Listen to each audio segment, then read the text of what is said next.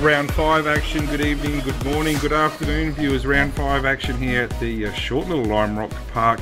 You're with RaceSpotTV with a special presentation through iRacing.com for round 5 of the official V8 Supercar Championship. I'm Brett O'Brien. With me tonight, Sam Compton. Sammy, how are you? Yeah, good, Brett, and good to be here for this tight little track that we got here today. A real little sprint track. It's a really short race and it's going to be action-packed. Now, Sammy and I want to make it totally clear before we get into the fun festivities of tonight and the action that no doubt will be before us that there was a drama with a particular race spot commentator over the weekend during the broadcast of the Road Warrior Bathurst 1000. Sam and myself and the majority of race spot commentators, well, pretty much all of them, in no way condone what was said or done. I was actually prepared to walk away. However, I was of a strong opinion that the person that in question has apologised and has genuinely apologised. So I'm still here, and hopefully we'll bring ourselves a great race tonight and continue on with the coverage every week from here. Yeah, that's right, Brett. A little disappointing of what happened over the weekend, but I'm sure it'll be worked out within RaceSpot, and all we can do is move on and keep this great official iRacing.com V8 Supercar series alive and keep it going strong like it is. So sit back, enjoy the race. Yeah, well, we've got 4 splits tonight. This is a short little track, and I'm not sure it's really suited to the V8s, but let's face it, we have been absolutely Bathurst out lately. We did have the 2 races of the iRacing Bathurst 1000 and Road Warrior 1000 series. The early race won by the TTR team of Mick Healy and Healy and Tony Aldridge did a great job there in a decent field, and somebody I know really closely came second, you'll be ready. And in the late race, which ended up being the main strength of field race, Ian Ford and Aaron Hamilton for the Evolution Racing Australia team had a good win there in front of Marty Carroll and James McKnight. So good to have the V8s out there in the world stage, and that's what we're doing here tonight. As you can see, if you're on iRacing.com right now, you can just press that yellow bar at the top of the home page, and that'll get you directly linked to the server. Yeah, that's right. It's happening .gif, so it's good to see and should bring lots of people to the broadcast. So might just run through a few little details of today's race. Only got a few minutes of qualifying left. It's a 39 lap race. The weather today is it's pretty warm, partly cloudy, not much breeze, and about 78% humidity. So yeah, it should be really tight and action packed. Yeah, it should be, and looking forward to this race. Like I said, after the big open stretches of Bathurst last week, and what was a sensational race, and hopefully, if anyone's new to the V8s, I certainly recommend to watch that race last week. Bo Cattell in the SSR car just absolutely throwing that around and did an awesome performance there. Ultimately won by Ian Ford, and next week we're off to the wide open stretches of Suzuka as well. So it's a bit of a go track tonight, we have to say, and passing opportunities are limited, qualifying extremely important. And if we go, we've got 4 minutes to go of qualifying, and Corey Preston and is the provisional pole winner at the moment. Still a bit of time to go, still the 3 minutes to go, and the laps are very short. Corey's lap with a 50.7, so extremely short laps, as we know. And where we got the generally Ethan Rickgold, our series defending champion, in third, with Ian Ford normally finds himself up on the front road all the way down in ninth at the moment.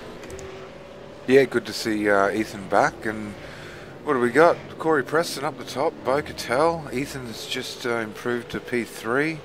Marcelo Rivera, Josh Rogers and Mick Cracknell all in the high 50s. So it looks like the warm weather's a little bit slower. The last race they were qualifying in the 49s. So it'll be interesting to see. What do we got? 2.5 minutes of qualifying left.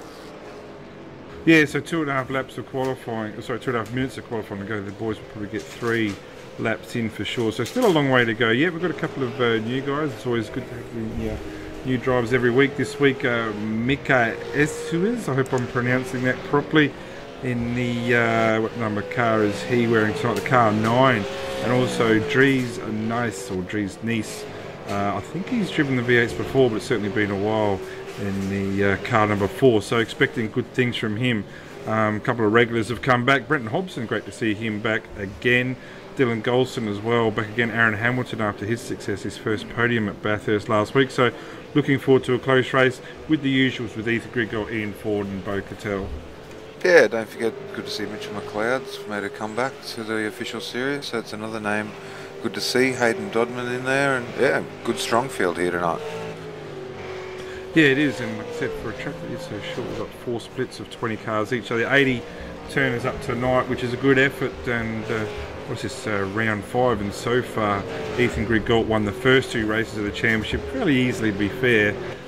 Ian Ford grabbed that first win of his at Alton Park, the short circuit, a couple of weeks ago, and then Ethan was absent at Bathurst last week. And Fordy really did a really strong job last week, but on a track like tonight, qualifying is just so ultra important. And Corey Preston still has his nose in front there, so I don't think Corey's had a pole position in the championship so far, and we've only got 40 seconds to go, so great opportunity here for Corey Preston to stick his nose on the front row. Yeah, he's definitely been putting in some hard work, and there Mitchell McLeod just improved with a 50.805, putting him in P3 ahead of Ethan, so some really strong times. And just a quick shout out, don't forget everyone who entered the SimSpec Engineering competition to win that button box. We will be giving that away later on during the broadcast, so keep your ears open to find out whether you're the winner of that beautiful button box from SimSpec Engineering. Yeah, I'm looking forward to collecting that button box once my name's drawn. So dream on, buddy. I made sure your name was removed from the draw. So. Get that a lot. Corey Preston, in the meantime, time is up, so cars are on their last lap. There's a few dramas happening here with Preston on top, Bo Cattell second. Bo won the 6:15 or 7:15 race in other states fairly easy. 3/1000ths of a second behind is Mitch McLeod, and Ethan Grigol, series second place now, I think, is in 4th place. But the times, as you would expect on a track such as this, are extremely close. Between 2nd and 7th, it's 7/100ths of a second. So yeah. still some cars coming on their last lap. I'm not sure how much of improvement we'll see. Luke Powell, no improvement. So Aaron Hamilton, no improvement. Dries Nice, no improvement. So that is actually probably about it. Yeah, mate, and Ian Ford, he won't know what to do with himself, Sutton in P9. Actually, he had a bit of bad luck in the race before this and put it in the wall pretty hard, and that ruined his race early. So, yeah, we've got some action here. Ethan in P4, and yeah, it's going to be really exciting to see if they can come through the field in this tight little track. Well, this is actually really fantastic. I'll let you go through that grid on the screen there, Shammy, and call it as you see it. Yeah, well, that's right. We've got Corey Preston. Congrats to him on pole position. Bo Cattell starting next to him, P2. Mitchell McLeod, P3. Good job. Ethan Grigol, nice to see him back, starting P4. Marcelo Rivera, P5. Josh Rogers, Mick Cracknell. Jason Dixon, SimSpec Engineering, P8. Ian Ford in 9th, and Aaron Hamilton ran at the top 10. Yeah, so obviously the times are so close, and Corey put that time down nice and early, and obviously with the weather quite a bit different. Yeah, the track temperature is 44 degrees. You know what, this is going to set the race up beautifully. I think Corey has shown some strong qualifying pace, and there's no reason why he won't hold on to this and win, but Corey would be the first to say that generally in the race, Ethan Grigol is a bit quicker, but on a track that's so hard to pass. And Ethan now is at a stage where he actually needs to start chasing points. He's missed around at Bathurst and didn't get a good result at Alton Park either.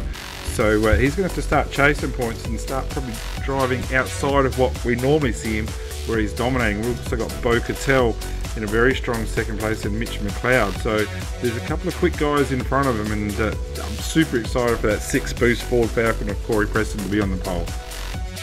Yeah, good job, mate, and yeah, it's going to be really interesting to see how they all get into the first corner, the Big Bend. I thought that was a type of clock, but obviously it's a corner at Lime Rock. Yeah, they put a lot of thoughts into the to the turn 1, turn 2. No doubt we'll go through that. So just sitting on the grid here, as the revs build.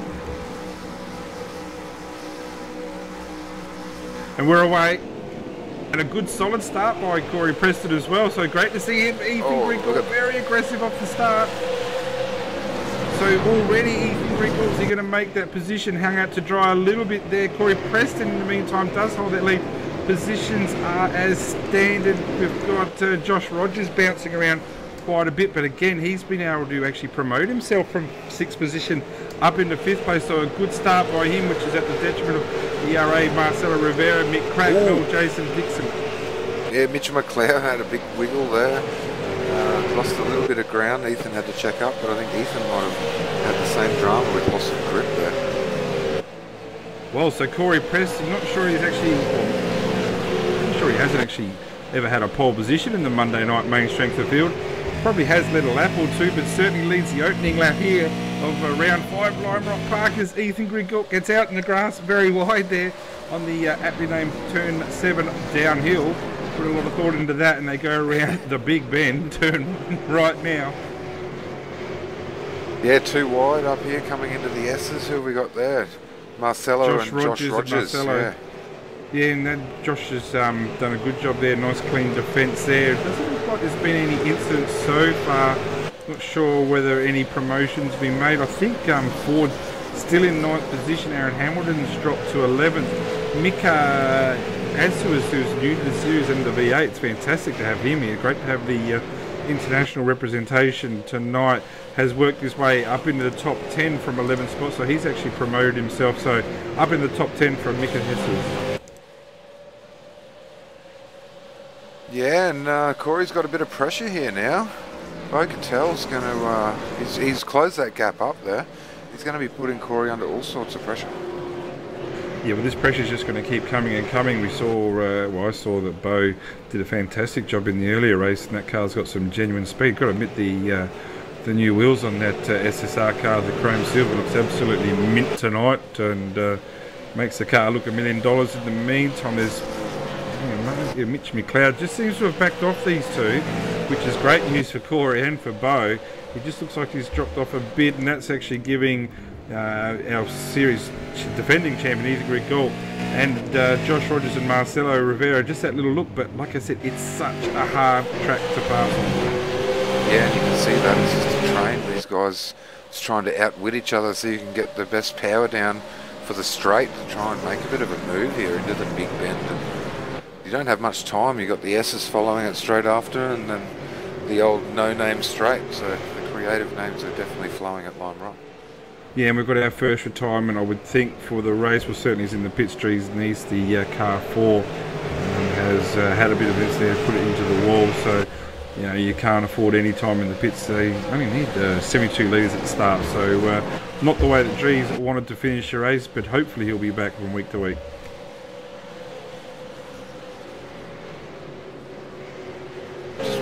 Corey with a big slide. Just watching Ethan, I think he's probably pretty keen to get past Mitchell, but we all know Mitchell's got good pace and good solid driver, so it's going to be tough for Ethan, but I definitely think he might be getting held up just a little bit as he makes a dive down the inside of the... No, can't get it in there. Yeah, but Mitch McLeod's been doing this long enough, and he's just really the one turn you've really got to work on defending the Big Bend. But when we say that... Yeah, he runs a bit wide there, but he's still going to hold position. Yeah. Let's see where he's at for the next turn, though. If Josh Rogers has got any racecraft, yeah, loss of traction there, and McLeod's dropped the ball there a little bit, that loss of traction. So Griggle is through, and that's a great passing move, set up really from turn 1 there with that attack there, but that's going to release him now, and I'm just interested how quickly he's going to catch the 2 in front, and then once he gets there, what he can do. Yeah, let's see what sort of lap times he can put down now. He's got a bit of clean air. Oh, look at this. Becatel's inside Corey Preston for the lead. Down to the Big Bend. It's not going to be deep enough. 3 wide. Give it up. Oh, he's done it. It's an awesome... Oh, no. Marcelo Rivera. Oh, Marcelo was in trouble here too. Oh. That's worth a replay because I'll have a look at that myself. That was 3 wide with Josh Rogers, Marcelo Rivera and Mitch McLeod. And I'm not sure that Mitch saw him. I'll just have a look at that. I won't say anything until I see it properly, but that is a massive performance if it's all clean. Let's have a look. Yeah, well, Marcelo makes a big dive, 3 wide, deep under brakes, and I think Marcelo might have just pushed out a little bit there. It looked like he picked up a little bit of curb and got into Mitch. It's really unlucky. Yeah, if I say anything different, people are going to say I'm on the ERA bandwagon, so I'll let you call that as you see it. Well, you just see him get on the curb and then slide out about half a car length out, not much in it. Yeah, so the race goes on in the meantime. That has promoted Marcelo up into 4th, Josh Rogers into 5th. No doubt there'll be some discussion about that, but that's actually obviously with Rich McLeod. I'm not sure if he recovered or not, or whether he's... Yeah, no, he has recovered. He's down obviously into 16th place, but he's not out of the race. Big action here, mate. Dylan Golson, new driver, new name. Oh, he gets the pass done really nice there. Yeah, Dylan raced, was it last week at Bathurst, I think it was, or the week before. Certainly have seen him before in this season. This is a quick guy, there's no doubt about that. He'll be the first probably to say that he's had his fair share of incidents, but when he has a clean race and clean laps, he is genuinely quick. And it's great to see him racing regularly every week now. Yeah, well, he had a beautiful move there and just made it stick. Now he's just going to keep focused forward and see if he can get the next position. There's Hayden Dodman in front of him there, and a really nice looking car. Yeah, it is a good looking car, and it's real sweet to look at. And now Ethan grid goal. Something's happened. Oh, we got some action. Oh, well, something's happened indeed, because Corey's now released the lead. And he must have a problem because Corey's has he got some damage, or has he just let Ethan through there? Because there wasn't a lot of fight there by Corey, and I'm wondering if he might have even had a slowdown. I'll have to go back and have a look at that. I'll keep calling it. Yep. Just having a look here, right? Bo-Catel's come down the inside. Corey's gone a little bit wide. Bo's made the pass sideways and then ran Corey off into the grass. Corey's had a good save back onto the track, so that's how he lost the lead. Then we're just going to have to see what happens with Ethan. Well, what's that's done is let Ethan up into second place now, chasing down Bo-Catel. So I'm not sure that he's going to get to Bo, because Bo shows some real good pace. We're only talking just the 1.8 seconds, so interesting what their times is across the strike as they go into the last turn, the downhill. And having a look at Ethan's time, geez, he's taken way too much grass on the exit there. Going to lose a lot of traction out of the last turn. A 51.747 is 0.3 of a second down on Bo-Catel. I could almost be sure that the greater majority of that time was in that 5th gear turn down there at turn 7, that last corner. But that Bo-Catel car, that Osram Lightify car, is looking real mint tonight, and it's looking real clean. And tell you what, Bo's driven really well. It seems to be in good form of late, and if he goes on to win this, it's just a good reward for the work that he's done of late. Sorry. Yeah, and just looking back there, Corey's not going to be happy with Ethan or Bo there, I don't think. So it'll be interesting to see how he recovers from that. But I think Ethan definitely put a move on that shouldn't have been put on. But anyway, they've all continued on. Corey's still in 3rd, and now we can see if Ethan can track down Bo. And back in the pack a little bit more, Marcelo Rivera has relinquished that spot to Josh Rogers. Didn't see if that was a redressing. I got corrected on a readdressing last week. Redressing of that position. Thank you. Good to see you learning, mate. 351. Thank you very much. English is my second language. I'm still learning every day. Your Japanese is your home language, mate? Is that correct? Mochiron. So Bo-Catel's been lapping 51.5s, 51.4s. Ethan's last lap was 51.5. Crackers off. He's just lost all traction there at the aptly named right bend, and has dropped that position. So Crackers is now down to 9th. Let's let Aaron Hamilton through. Looking forward to seeing what Mika Asuas can do. Down to 10th place now, but that pink livery car of Mick Cracknell, that extra paint, showing a little bit of grief there in the back right corner. Obviously you had a bit of contact somewhere, but up as the pack goes on, trying to keep the stupid mouse a bit more quieter. There's a move here again by Marcelo Rivera into turn 1, the big bend around the outside of Josh Rogers. That's not going to stick there. And they've got a recovering Ian Ford, who's now in 6th position behind them. And Fordy's just actually passed Jason Dixon, but a lot of pressure here on Josh Rogers from Marcelo Rivera. Yeah, all sorts of pressure. Ooh. It's the only way you can really make a pass here is trying to put him under pressure and get him to make a mistake. I think Corey's still having all sorts of trouble running wide up there. Bo Catel's just putting in some beautiful laps. 51.6 last time by. Ethan Griggold 51.5, so a 10th, but still 1.92 seconds behind Bo. It's going to be a really big call to catch him, I would say. Yeah, the two teammates here, Ford and Marcelo, looks like, yep, Ford's got through cleanly. Not sure if there was team orders there or not, what Jason Dixon's done. Is he going to be able to stick his nose in there through the Marcelo Rivera car? I'm not sure. He's got the inside line of the big bend. That puts him very vulnerable to the right-hander, and then it'll lead on to the left-hander onto the no-name straight. So Fordy's been released now, so he's got himself up into 5th position. Josh Rogers now in front of him. Corey Preston recovering a 51.88 last lap. It's a good lap for Corey. 51.5 for the pair in front, Cattell and Ethan. So no gain there so far. Actually, if anything's actually blown out. It was 1.8 last time we spoke about it. It's now 1.9. So Cattell certainly isn't disappearing into the night, but Ethan certainly isn't being able to catch up at all.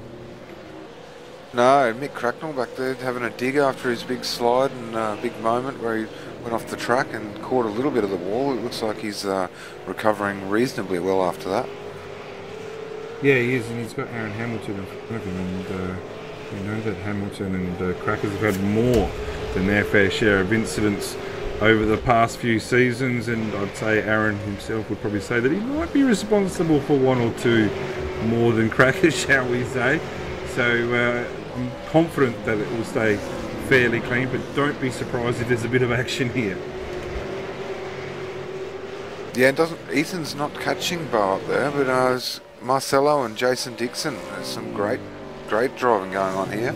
Jason Dixon would be, I don't know, did Marcelo just get past Dixon, or has Dixon caught up? It's the first time I've looked back here.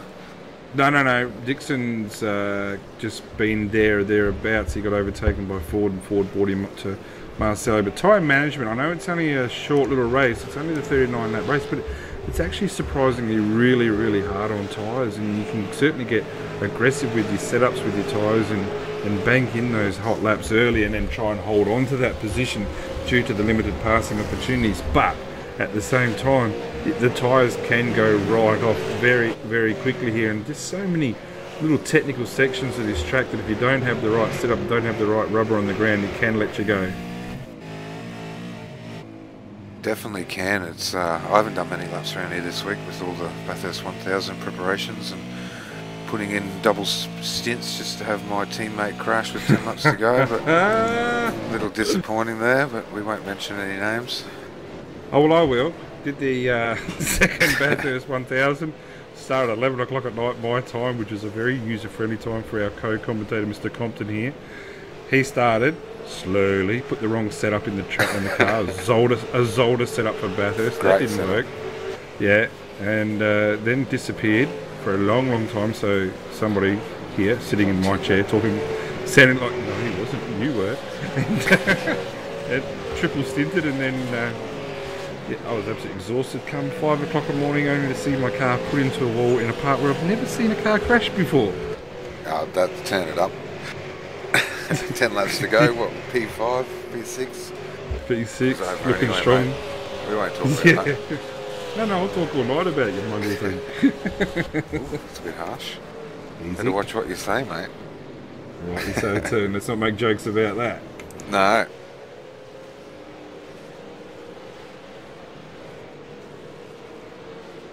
Mick Cracknell up here. Yeah, you go, mate.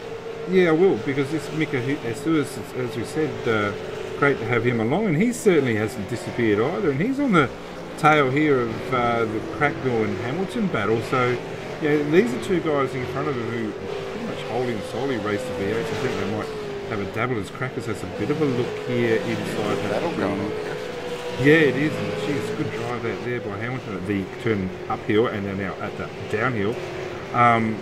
But it is a good battle. That Mika Isuas, considering I'm thinking he probably doesn't drive the V8 regularly compared to the two in front, he has done an awesome job there hanging into the top 10. So good job to him so far. Yeah, Mick Cracknell pushing hard in his pink Simpit livery there after slight punishment after taking out two of his teammates in the first lap incident a couple of weeks ago. So unfortunately looks like his skin is not showing up on the broadcast, so that's a shame. Had a few technical issues here lately, so I'm not too sure what's going on there. The time at the front in the meantime remains the same, still at 1.9 seconds. So what are we here, lap 18 of a 39 lap race, not quite halfway yet, but certainly knocking on the door, and the race does go pretty quickly, about a 32-minute race, so certainly a sprint race compared to the rest of the season. Like I said, off to Suzuka next week for what will be a lot longer race. But Ethan Grigol, a 52 flat last lap, you can just tell there that the tyres are probably starting to struggle a little bit. Crackers in Hamilton, big incident. Sorry mate, we're going to have to go back and have a look at that. Crackers is admitting it. Hamilton will have to go to replay there, Hugo. Hamilton was driving defensively, which is nothing wrong with that. Mick Cracknell's just locked up a brake locked up a wheel under braking and got into Hamo, so that's a shame. Yeah, he did apologise straight away. Interesting to see if he redresses the problem. But at the moment doesn't look like he's going to, and what that's done now has put a lot of pressure on Hamilton from Dylan Golson behind in the car 12. This is a guy we're talking about who's got some real quick pace on him from different track to different track, but certainly now has the potential to work himself up a position here. That Hamilton car just looks like it's certainly a little bit slower on a straight line, and got himself under attack into turn one. Hamilton defending, no dramas there, but this is going to be a battle that goes on. I told you that the two Crackers and Hamilton have a bit of history. I said there was nothing intentional there whatsoever, but romantic these two, history, or I don't want to divulge into that in case I'm wrong, but you could be close. I think, yeah, Crackers has actually redressed that. Good job for Crackers there. So it's going to be battle on again, and that's very good sportsmanship by Mick Cracknell. He's always known for being a good sport, and he continues that on. Yeah, that should definitely help their romantic love life continue on into the future. And I'll tell you, someone else has got a drama is Ian Ford. He's dropped the position. He's looking like he's got a bit of damage to that front left there.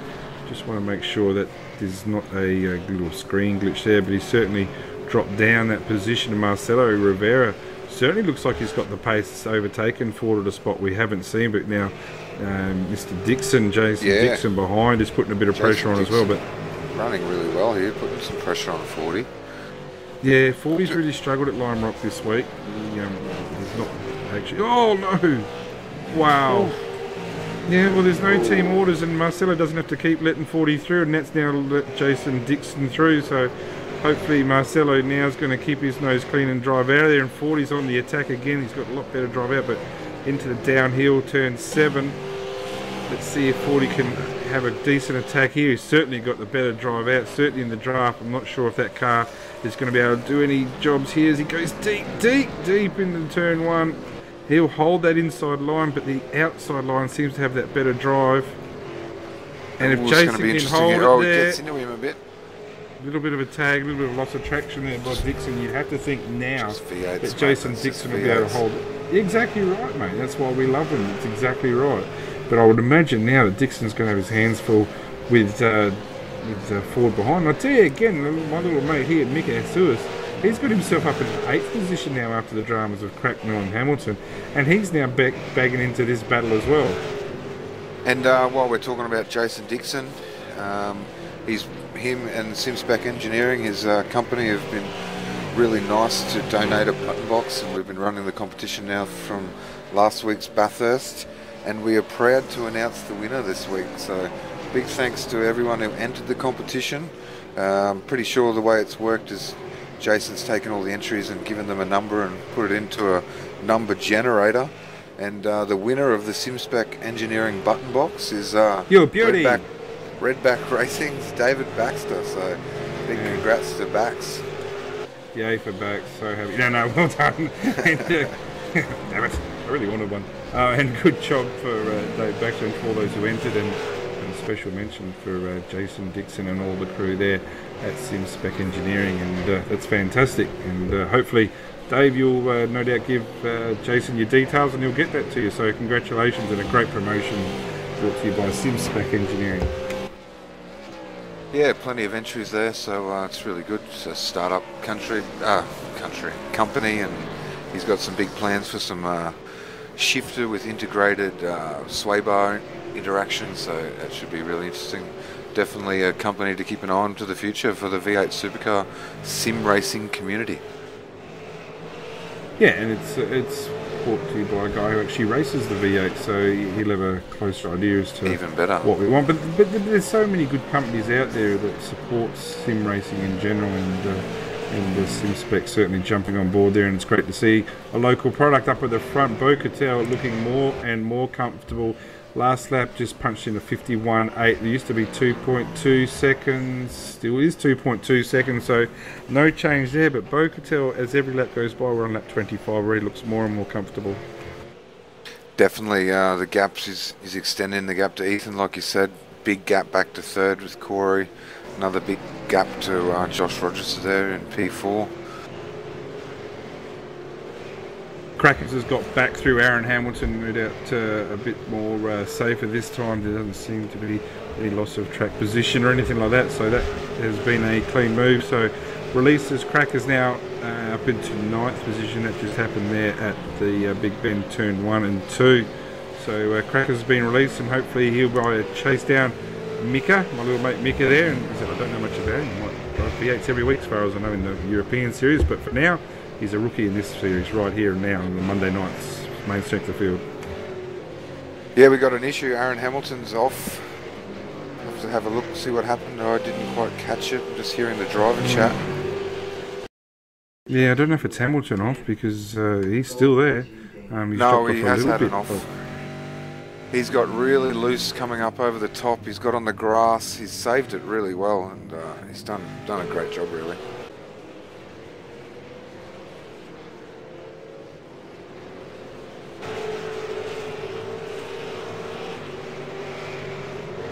I think there's a lot of people having some rear grip dramas here with a lot of usage on the rear tyres. So we're lap 26, everyone's spending a lot of time sideways and burning up those rears. It's hard to get the grip out there.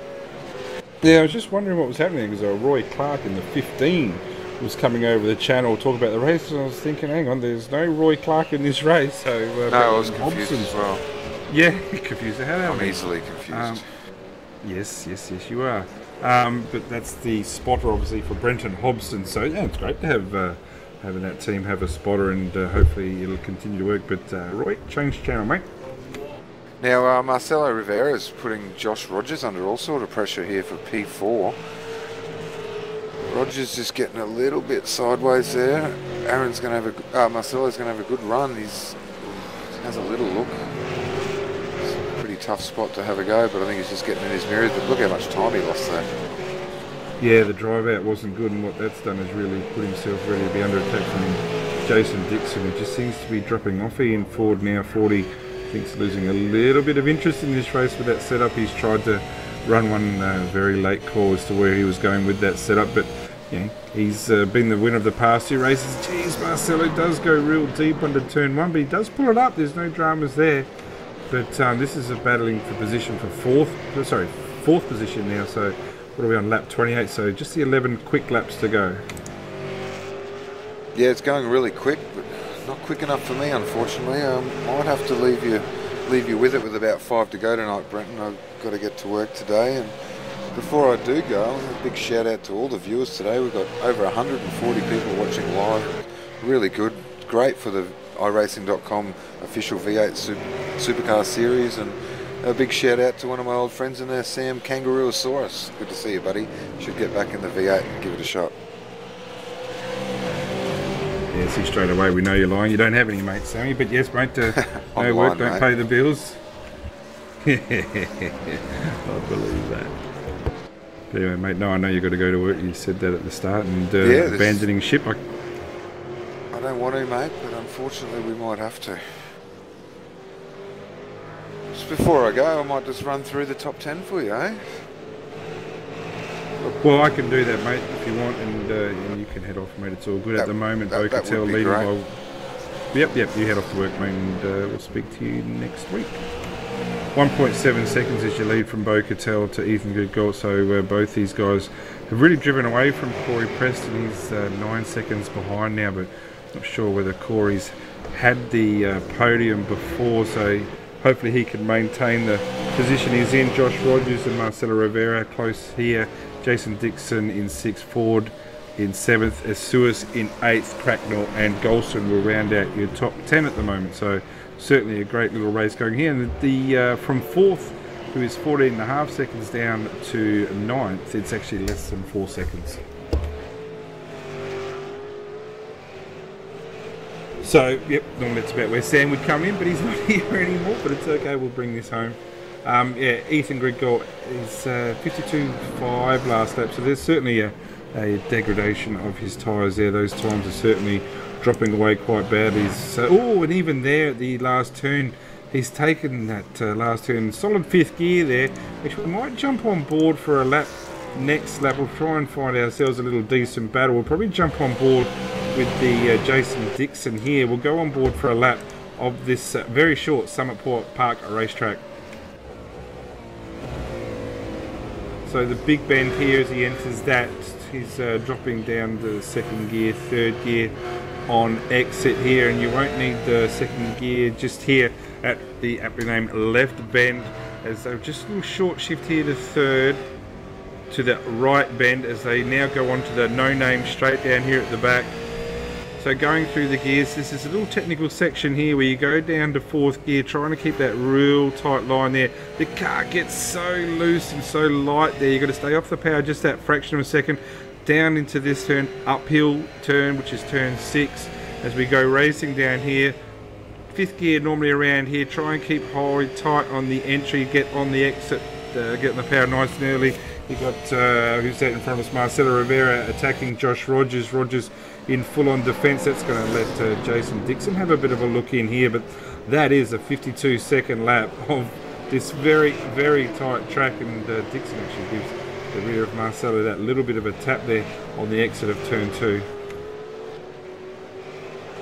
So this is really closed up. Certainly Josh Rogers has backed this field up a little bit, but he's not doing anything wrong, so it's fantastic to see Josh Rogers doing a great little job there, and he's in the car number, where are we, 18, sorry about that stupid mouse of mine clicking away, but he's done a fantastic job. That's the reward you get for a good grid position here, and he did a great job in position 5, but this battle continues on.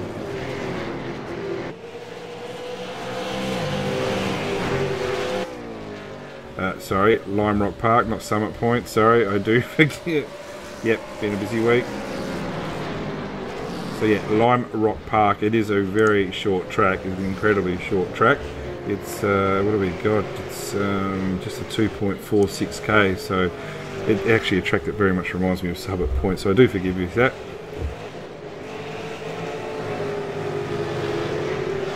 So as Marcelo Rivera and Dixon continue their battle, Cracknell in the meantime has made gains on Asuas here.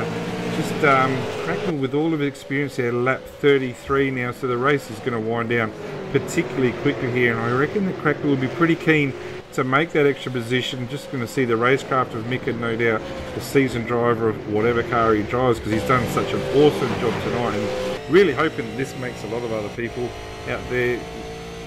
Yeah, no, he's actually going to be letting Crackers through. He's actually just called that over the radio just then. So, good racecraft there. Crackers certainly faster, and yeah, fantastic to see. That's what I'm saying. It's, you know, the V8 certainly seems to be the favoured car by the Australian iRacing community. But it would be awesome to see more and more internationals racing a week. And what we believe down here in Australia is the best car in iRacing generally. So the battle up here continues with Marcelo Rivera chasing down Josh Rogers, and this has been going on for quite a while. Marcelo actually was for a while in front of Josh Rogers there, and obviously made a mistake or redressed with that incident with Mitch McLeod himself really early doors for Mitch McLeod since he's actually had a disconnect. So he's no longer in the race, but Josh Rogers, as we enter lap 35 at 52.5, certainly not a shabby time. But this train certainly seems to be getting held up by the Rogers car, who's done nothing wrong at all, defending very aptly and very properly, and that car doesn't have any dents on it at all, so that to me tells me he's doing a great job defending as he is now. And that Ford car and Dixon car as well certainly might start getting a bit more impatient as we go on up at the front. Meantime, Bo Cattell and Ethan Grigault, there's been no change there. Bo's actually stretched out to a 2.2 second lead. Corey Preston, a fantastic job, no doubt. We'll have a chat with him after the race if he's here. 10.4 down, and this is, as I said, the battle for fourth onwards, and the gap between fourth place and eighth place is now under 2 seconds as Ford gets extremely loose on the exit there of the last turn, the downhill, and that certainly cost him a bit of time, but you can just see that something's building here. Lap 36 now, another 52.5 for Josh Rogers, so there's some good times happening here for that car, and it's the consistency of his times. So 52, matter of fact, having a look at this, 1, 2, 3, 4, 5, 7, his last 7 laps. His last 7 laps have all been 52.5. So that is some fantastic, consistent driving there by that Josh Rogers car, the Rat Court car, and that's why he is where he is. It's just really good times. Back up the front there, Bo Cattell just having a few little issues with lap traffic. Jamie Eaton has let him through. Dries Nice has let him through as well. So you would think now there's really not going to be, barring mistake, or if he hasn't put enough petrol in, which I would severely doubt, there wouldn't be much of an issue there for Bo Cattell going on to win this race. Going back in the meantime, yeah, Rivera's dropped a couple of spots, didn't see it, but what that's done is now released Dixon and Ford, so Rivera's gone down those 2 positions, obviously attacking Josh Rogers, I would imagine, so that's going to set himself up. So all the cars here, a lot of the drivers, is Cracknell's going to make a move, is he? So just as they go to the uphill section here, as I said, the car just gets so light over that hump, and you've got to just take the power off that a little bit just to reduce the wheel spin and get straight back into it. It is such a quick track though, isn't it? And Ethan Grigault makes short work of those lap cars as well, but as I said, we are winding down, and Crackers is real loose on exit, so these guys carrying as much speed as they can through that turn 5 downhill turn.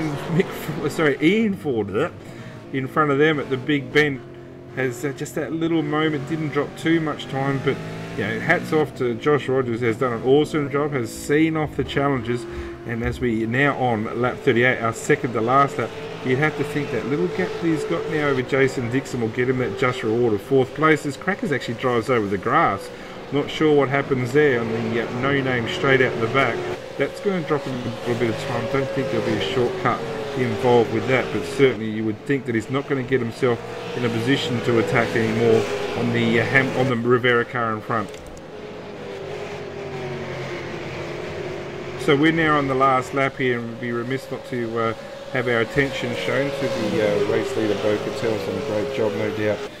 I'll have a look at the replays to how he got past Corey Preston later on, but certainly once he was in the lead, he certainly hasn't taken his foot off the throat, and he's entering the like I said, that hump where it gets really light. So the second last turn now. So it's been a really good drive, and it's great to have Bo Cattell back into the winner's rank as he drives around the last corner. Turn 7 here at the little short Lime Rock Park, but round 5 of the official iRacing V8 Supercar Championships. Bo Cattell is your winner. Congratulations to Bo. Ethan Grigault from 4th on the grid, up into 2nd. Corey Preston into 3rd. He'll be absolutely stoked with that, I'm hoping. Josh Rogers, I think personally, probably the driver of the race right there, has done a really good steady job, as Ford and Dixon, half a car length difference at the end. Half a car length, so that will maintain that result there. So a fantastic job. That was just the 5/100ths of a second between Dixon and Ford there in 5th. Marcelo Rivera has crossed the line in 7th, and he actually finished 9/100ths of a second for Mick Cracknell. Mika Esuas in 9th, and Dylan Golson Didn't see much of Dylan tonight, but no doubt did a fantastic job in 10th place there. And yeah, a few little incidents throughout the race. Obviously the matter of Cattell and Preston were looked at. Probably the matter of Mitch McLeod with Marcelo Rivera and I think it was Josh Rogers into turn 1 will probably be looked at as well. But Bo Cattell back onto the winners list for SSR. Super stoked with that result, no doubt. Ethan Grigalt, welcome back to the series after that little short layoff at being at the Real Bathurst 1000 last week. Wasn't able to race. And Corey Preston, I don't want to get ahead of myself, but it's certainly since I've been commentating his first podium position in the official iRacing V8 Supercar Championship.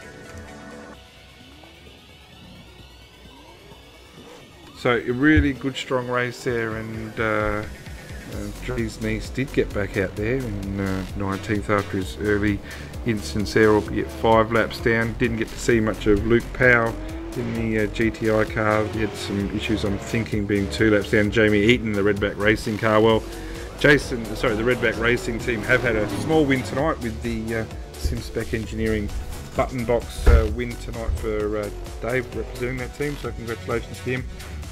Greg Sharp and Mario Vasic, even though they finished close to each other, didn't touch each other tonight. Well done to them. And Hayden Dodman, another one we didn't get a chance to talk about much with Jake Maloney. It was such a short, quick race, and there were cars spaced out. And yeah, I'll just have 2 seconds to get my breath back. But yeah, really good job for those top 3. But like I said, Josh Rogers, what a fantastic job defending from that grid position. Started 6th, promoted himself up into 4th, and was able to hold that position throughout. So no doubt Josh and his team should be super ecstatic about that result.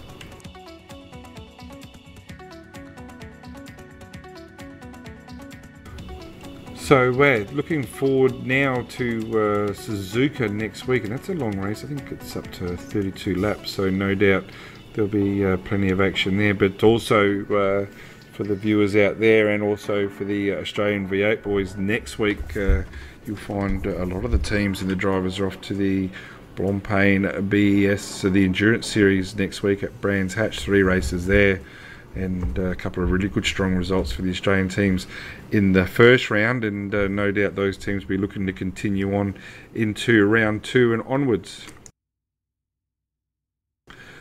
So we might just throw to a little bit of a commercial here at the moment, just to give me my little breath back. So we'll get my director to throw us to a commercial, and we'll just come back for some short interviews after that.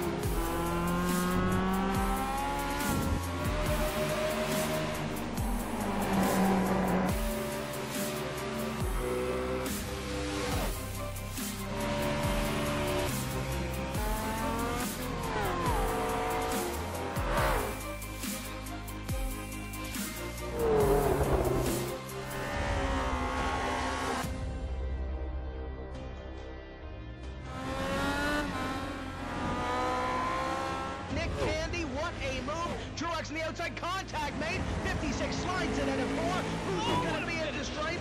Dead even, give it to Ryan Truex. Truex is your winner over Tandy.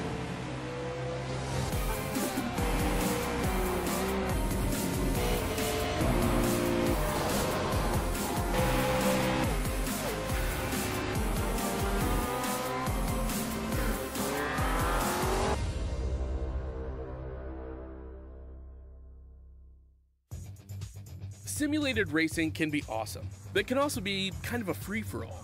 Interestingly, auto racing faced the same problem in its earlier days. Whether it was on the back roads, the beaches, or the city streets, the racing was fun. But there was always a certain level of chaos and danger, until some folks came along and put some order to all of this. Stuff like official racetracks, regulations about weight and equipment, and enforcement of standards. That's what gave us high-speed excitement, fast-paced action, and photo finishes. That's when racing became racing. The guys over at iRacing.com have made the same transformation in the world of sim racing. Sure, they've got the most accurate tracks and realistic cars out there, but that's just the start. See, iRacing analyzes the performance and results of each driver in every race, so you can be sure you're always placed in races where the competition will be tight, and that those reckless drivers who ruin it for us all are kept in the pits. Not to mention that with over 45,000 active members already in their vast community, you can find races day and night, so you can always get in on the action. You can even join a league of your favorite series. And since updates are always automatic, you don't have to worry about software and can focus on the track. Zip up your fire suit and check out iRacing.com.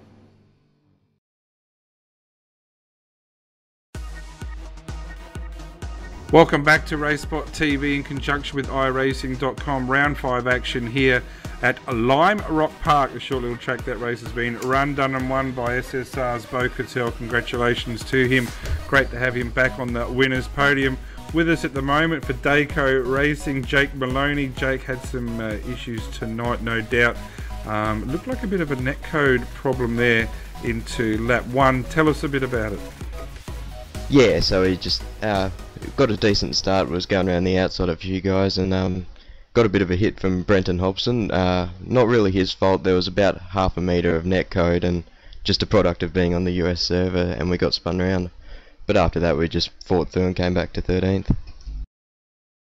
Yeah, but mate, yeah, you did keep fighting in there, mate, and it doesn't look like you certainly didn't drop a lap, mate. And you know, yourself now being in Dayco race team, mate, such a strong race team, had some massive success in the OSR V8 Bathurst, the hosted session a few weeks ago, mate. So, mate, you've had no matter what happens for the rest of this season, your season's already a success. So, tell us a bit about the strength of the Dayco team and how you fit it in. Oh yeah, the strength of the Dayco team's been brilliant the last little bit. We're in a bit of a purple patch, winning the AEC 24-hour and then going on next week to win the Bathurst 1000 and fit in really well. It's been pretty good. Yeah, and a strong team. I'm not sure if you guys are running the Blancpain series, not sure, but back onto tonight's race, mate. As you said, yeah, for some reason the greater majority of Aussies are in the race and we get sent to an American server. There are people making noise about that. Hopefully that will change in time. But mate, yeah, Lime Rock Park tonight, it is such a tight track. Not sure it's that suited to the V8s, but how do you find the track? It wasn't too bad. I only decided an hour before to start practicing and have a go, and it's pretty fun. I'm just to wheel it around a short track, but yeah, a bit hard to race when you're such tight quarters on the US server. And after the absolute flood of Bathurst laps you've done, no doubt of late, mate, it's probably a pleasant little change to have a little track like this. But next week we move on to Suzuka Circuit for what is a longer race, and certainly you get to stretch your legs a bit more there. What's your thoughts going into next week? Yeah, it should be pretty decent. Ran Suzuka in Prem Series earlier in the year, so we got the setup and got the laps, so we'll probably have a go and see how we go. Well, mate, good job tonight. Yeah, certainly had your issues early, mate, but certainly still brought the car home, and no doubt the Dayco team will be happy with good Jake tonight and the fact that he got the name out there, mate, and did a snappy little good interview. So good job for tonight, Jake, and look forward to seeing you next week. Is there anybody you want to give a shout out to? Just the sponsors, Dayco, GTI, Mulex Construction, Custom Image Concepts, and yeah, that's about it. Cheers, Brendan. Good on you, Jake. Jake Maloney there had his issues tonight, probably a netcode issue, but yeah, he still shows a good job tonight getting that car to the finish. Talking about struggles tonight, Ian Ford not normally interviewing at this stage of the race, mate.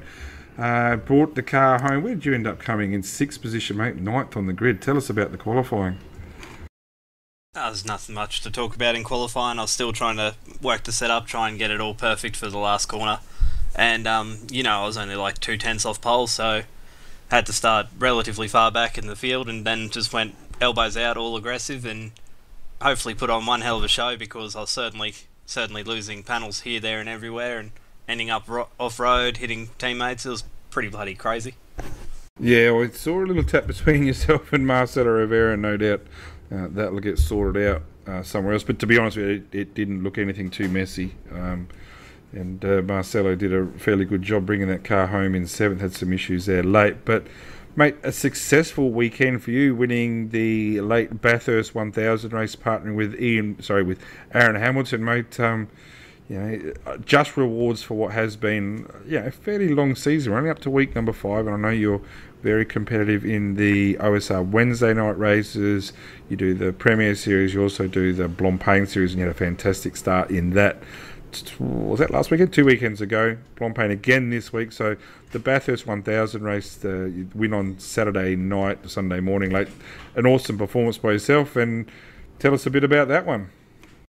Yeah, thanks, man. We just put in a competitive quali time straight up early in the week. Used the setup that we had from last Monday night, which obviously went to victory lane in the Monday night broadcast, and just put our head down. We did both the splits and got third in the first one after an internet issue, and then got the win in the second one. So absolutely bloody good job. I think it's a unanimous decision from all the drivers tonight that we'd rather do another Bathurst 1000 than do another 39 laps tonight around here. It was just way too intense for us. We definitely need to get our Powerade on and recover for the week. Yeah, well, you should know better than anyone. The V8s here at Lime Rock suited, yes or no? Honestly, no. From all the weather that we've had earlier in the week from different sessions and everything, but that session was 44 degrees track temp. You just weren't getting any grip from the tyres at all. It was slip and slide everywhere, and of course it made some crazy good racing, nice side by side, everyone just making little mistakes because you couldn't get traction in places. And as I said, I went from 9th, I was probably up to 4th or 5th or something, and absolutely just threw myself off the road with no real mistake of my own. I was just doing the same thing lap after lap, and had to put it back into battle mode and go back up there. But awesome racing to Jason Dixon in this race. Marcelo, Jason Rogers, all the boys, definitely shows why they turn up week after week and do a premier job. Yeah, mate, you can't win them all, and still 6th place, certainly not the worst result in the world, mate. Is there anybody you want to give a shout out to at all? Just Demidov Innovations, Maverick Welding, everyone for throwing their hand in to try and see if they could sort the car out around this track this week, and Aaron Hamilton for putting up with me for 2,000 Ks. That would have been pretty horrible, I reckon. Yes, it would, and this commentator's just about to finish up with you after about 3 minutes. So good job tonight, 40. We'll speak to you, no doubt, next week at Suzuka Circuit. We're going to... Where are we going next? We might get Mr. Cracknell down here. Cracker's driving the pink car probably for the last time. Welcome to a Round 5 V8 action with RaceSpotTV in conjunction with iRacing.com. Mate, that pink car got smacked around a little bit tonight, and in the end, 8th place, probably might be where you deserve to be. I think you should probably be pretty happy with that result. Thanks, Brenton. Hugo. Look, I had pace over quite a few, but I just had too many incidents and trying to scuff up the pink paint on the car. So glad that I can bin that until next time. But yeah, it was an entertaining race, no doubt. Really good battle up there for 4th, and sort of got to the battle again after a few incidents towards the end, but that was good. Yeah, we saw a bit of an incident between yourself and Aaron Hamilton, which, mate, as we called in the broadcast very sportingly, redressed that position, mate. I called it 3 or 4 laps before it happened that you and Aaron have had some issues in the past, and I think Aaron would probably be the first to say that maybe he might have been in the wrong 1 or 2 more times, but that looks like it's all cleared up tonight. So onwards and upwards now onto Suzuka next week, mate. What are your thoughts on that track?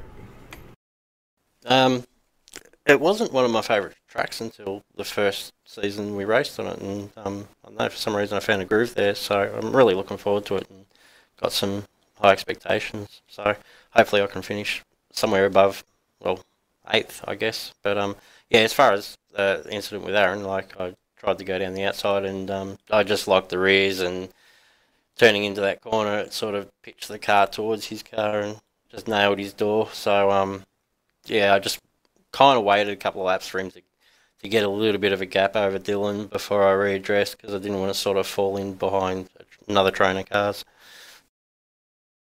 Well, mate, good job tonight. Yeah, you probably had the race pace, 8th position though, mate, and it's good to see you you look like you're back full time in the V8s, mate. So no doubt that's welcome, mate. And yeah, onward to Suzuka next week. No worries. Cheers, Brenton, Hugo, Sam, everyone to do with the race spot. It's awesome. Cheers, crackers. It's Mick Cracknell, STC Racing. I might save. I've got Jason Dixon with me here now. I'm going to save you, if that's all right, Jace, till the very end, if that's all right. What I am going to do in the meantime, just a bit of a one-hand clap here, the other hand's on the button. Corey Preston, pole position tonight. Corey, tell me if that's not the first time in the Monday night race you haven't had that. And third place, mate, the 6-boost Falcon, looking mighty schmick tonight, mate. Congratulations on the pole, congratulations on the podium. Tell us a bit about the race. Yeah, thanks, Brenton. That pole position was a bit of a surprise for me, but I don't think I'll do it again because I suddenly don't like having 25 other cars gunning at you, trying to move you out of the way just to get the win. But yeah, it was an awesome feeling to get pole, and as I said, I don't know where that come from, but I'll take it. And yeah, the race, it was a good race with Ethan and Bo. A couple of scary moments which we all survived, which was good. But yeah, I just after I got into third place, just settled down into a rhythm and didn't cook the front tyre, as I have every other race this week. So kept the car in good shape and got a gap from fourth and that, and yeah, got third. So it was a pretty good race. One I'll always remember. Sorry, mate. Track temperature 44 degrees certainly would have played a bit of havoc with the tyres. But mate, you set that pole time so early. Was that actually on your first lap? I don't know. I'm in the server. I'll have a look. Let me have your look for you. Car 13, no. Corey Preston. No, it wasn't. It was actually on my last hot lap. You threw a 7.94 in there early doors, and yeah, your 7.3 was your last lap. So, mate, consistently fast. That's what it's all about. Fantastic. Really stoked for you, mate. I know come third. A bit of an incident there with Bo Cattell, our eventual race winner. Tell us a bit about that. Yeah, he got up alongside me at turn 1, which is, he's allowed to do, and I just heard him gas it up, and he got a little bit loose mid-corner, and yeah, just tail whipped me, as they'd say, if you're riding a BMX. But yeah, no malice in that, it's just racing. I got on the track back, and it was all good. But Ethan, I was a little bit more scared because I saw black tyre wall, and I was like, uh-oh. But yeah, we all survived that too, and it was all good. Yeah, well, good little recovery. Just saw you a little battle there with Bo Cattell, and yeah, Bo just had some genuine race pace throughout. Actually, I think he's actually left our TS channel. Unfortunately, I was keen to have a chat with him tonight, but it is getting late, I guess. But mate, is this your first podium in the Monday night SOF race? Yeah, it is. I've been coming fourth for like so long, and now get a podium. It's good, but yeah, that sitting on the front row is good enough for me. I don't really need to win a race to feel good. Just sitting on that first grid slot and having all the other cars behind you, it's a pretty awesome feeling. Yeah, well, the hunter became the hunted tonight, so good job, Corey. Is there anyone to give a shout out to at all? Yeah, I'll give a shout out to 6Boost and Scott Stevens for painting up these pretty smick cars. They look pretty good. And yeah, I can't think of anybody else. You sound pretty stoked, mate. That's awesome, mate. Suzuka next week. Looking forward to that, no doubt.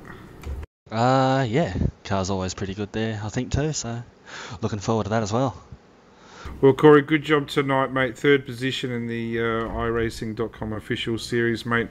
And that just keeps up the good form that you've had of late. Looking forward to seeing you plenty in the future. That was Corey Preston there. We've got second place position tonight, Ethan Grigol. Ethan, welcome back to the series after missing Bathurst last week, no doubt at the real Bathurst 1000, and we can talk shortly about that. But in the meantime, mate, your race tonight, second place. Good job.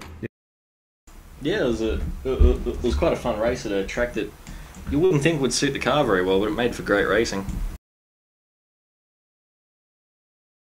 Well, mate, sorry, yeah, I had some background there.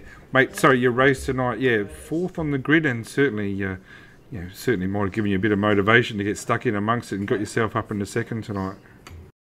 Yeah, it was definitely the most competitive qualifying session I've ever seen since I've joined iRacing too. I think the top 10 cars were separated by 3/10. So I was out there scratching my head why I couldn't go faster, and yeah, changing the tyre pressures around a bit did nothing. But yeah, fourth on the grid. I just try to aim for a really good start.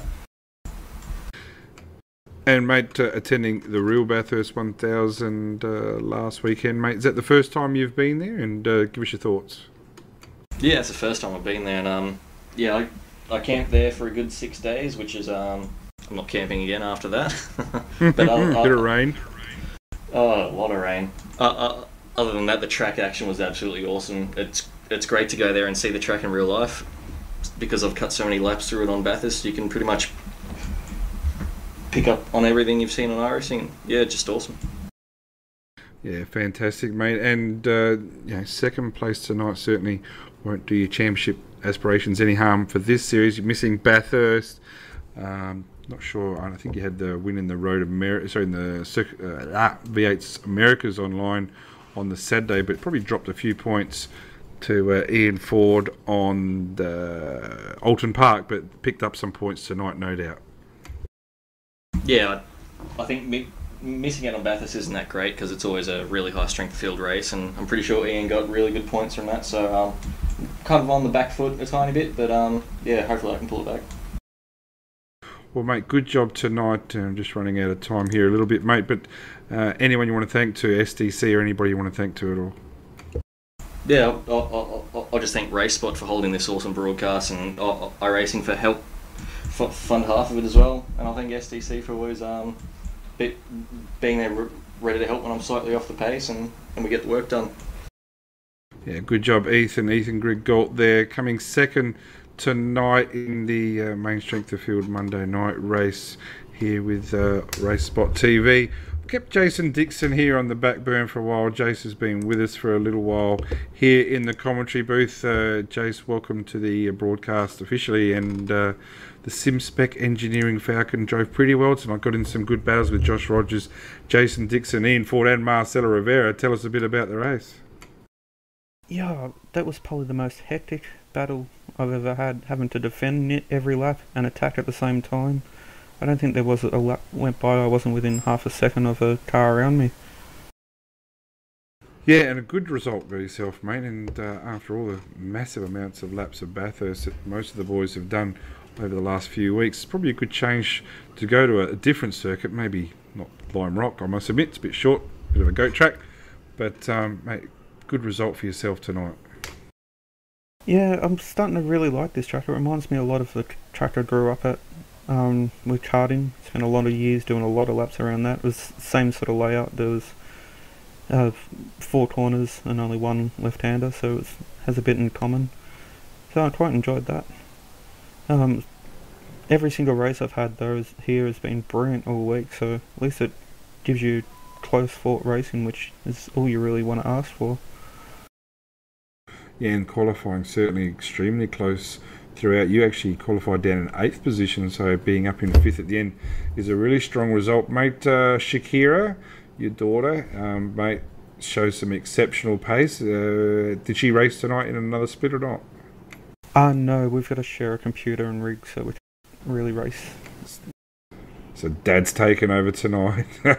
Yeah.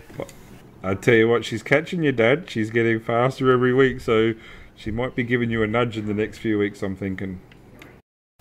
Well, her times at Bathurst for the what's it called, the Road Warrior, was actually quicker than mine. I was a couple of tenths off her, so it's already happening. Yeah, it is exceptional. See, now I've left you last, but certainly not least, as the SimSpec Engineering have been running a fantastic competition in conjunction with iRacing.com and RaceSpotTV for the Monday night race. Mate, on behalf of yourself, we would like to thank you for donating that wonderful button box that you come up with, and tell us a bit about it, a bit of a promo for SimSpec Engineering and what they do. Yeah, it's pretty much a plug-and-play button box. I think it's got about 30 different positions of the buttons, either push buttons or toggles up and down, and a rocket switch for ignition. It's just the start of a big line of products we'll roll out over the next probably 18 months. I think the next in line is a shifter, coming out, and soon we'll also have a modular system where your pedals, your shifter, a dash, and everything all plug into the button box, so you don't have to have 401 USBs going to your computer.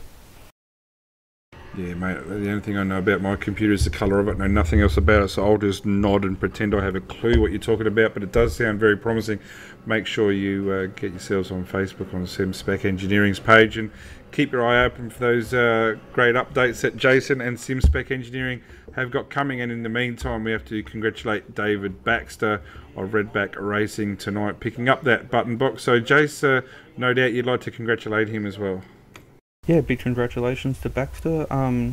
If he just messaged me, I'll get it out to him in the next week or so. I've had big orders this week with him, so I'm a little short in stock. But I'll get that out to him soon, and I'm sure he's going to love that. Good on you. Jason Dixon there, SimSpec Engineering. Certainly in the end he wasn't last but not least, because our race winner has been kind enough to join us, Bo Caddell, SSR. Mate, really glad you came back, and congratulations on what was an awesome effort, mate. And really, I know the result was only a couple of seconds at the end, but it looked like a convincing win. Mate, congratulations. Yeah, thanks guys. It was pretty good.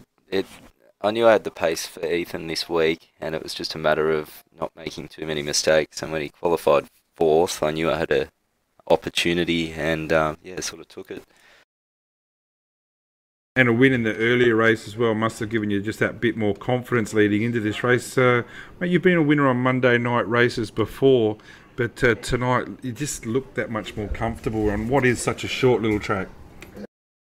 Yeah, it probably comes down to the amount of laps I've done in the Mazda here. It sort of, I didn't take too long to pick it all up, and I sort of knew what gears to use in what corners, and yeah, just knew the track back to front. So it was sort of just a matter of trying to get past Corey, which we didn't actually make contact with him, but yeah, I don't know. He probably thinks I fed him off the track, but I was opposite lock, sort of half the manoeuvre, and yeah, I was trying to not feed him, but yeah. No. I actually had an interview with Corey before, and he said there's nothing untoward racing incident. There's no grievance whatsoever, mate. So he took his little bit of medicine there and ended up in eventual 3rd place. I think he's just absolutely stoked that he got himself on pole position. Yourself on 2nd place, mate. Had a decent start, but yeah, just probably got held up with Corey a bit. But once you got free of him, mate, you were up and away. Yeah, I've been struggling with starts. Pretty much. Ever since I started iRacing with this ratio, I just can't get the 375 to get off the line, so I might have to hit Ethan up for some tips. Mate, if you have any doubts about the way you start, look at the Spa race from last season. You were 3rd on the grid, and before you reached Eau Rouge, mate, you're in the lead, so whatever you did that day, mate, just keep doing that. But mate, on to Suzuka next week, mate. What's your thoughts going into there? Yeah, that's one of my least favourite tracks, so I don't know what I'll do. I might jump in, but I don't think I'll be very competitive, but we'll give it a red hot go. Well, mate, congratulations. Really glad you came back for an interview, mate. And is there anyone to thank at all? Yeah, thank RaceSpot, my team, SSR and Osram, and yeah, all the boys on my team do a great job, so long time coming. It's been really good. Well, Bo, good job tonight, mate. Winner of round 5 here, the official V8 Supercar Championship, brought to you by RaceSpotTV in conjunction with iRacing.com. Really looking forward to seeing you and the others guys light it up next week at Suzuka. And I think that's about it for us tonight. I don't think there's anyone else to Sammy Compton. Had to leave for work commitments early tonight. We thank him.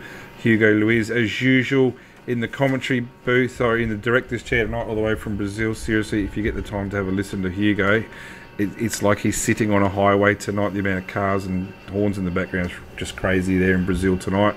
And as I said at the start, yep, still commentating here. Sam and I said at the start, in no way do we condone what got said in the Bathurst Road Warrior 1000 race. We're not a part of what happened there. However, the person has apologised. Take that how or as you will, and we'll move on. But in the meantime, Hugo, start playing some funky tunes there, my friend, because we're about to get out of here, and we'll be looking forward to next week at Suzuka Circuit for round 6 of what is the official iRacing V8 Supercar Championship, brought to you by RaceSpotTV and iRacing.com. Make sure in the meantime though, like I said, Jason Dixon, SimSpec Engineering, good enough to sponsor the event tonight, so jump on board their Facebook page, support companies that support the Australian iRacing V8 community. Blancpain Series this week, I think the Premier Series might be this week too, don't know, but keep your eye on their Facebook page. In the meantime, I'm Brenton O'Brien, that was Sam Compton, this was RaceSpot TV, wish you a good night.